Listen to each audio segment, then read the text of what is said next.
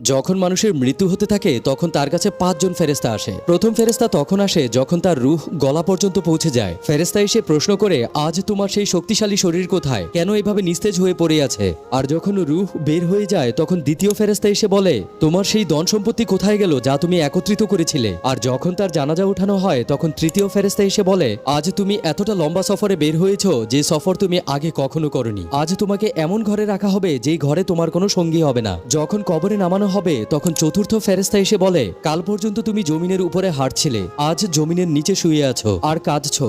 কাল পর্যন্ত সবাই তোমার সঙ্গী ছিল, আজ তুমি একা। আর যখন কবরে মাটি চাপা দেওয়ার পর সবাই চলে যায় তখন পঞ্চম ফেরেশতা এসে বলে, তোমার সব আপনজন তোমাকে ছেড়ে চলে যাচ্ছে, যদি তারা তোমার জন্য থেকেও যায় তাহলেও তোমার কোনো সুবিধা হবে না। আজ তুমি জান্নাতের সুসংবাদ পাবে আর নয়তো জাহান্নামের ভয়ঙ্কর আযাব। ইয়া আল্লাহ, আমাদেরকে ঈমানের সহিত মৃত্যুবরণ করার তৌফিক দান করুন। তাই কমেন্টে অবশ্যই আমিন লিখুন।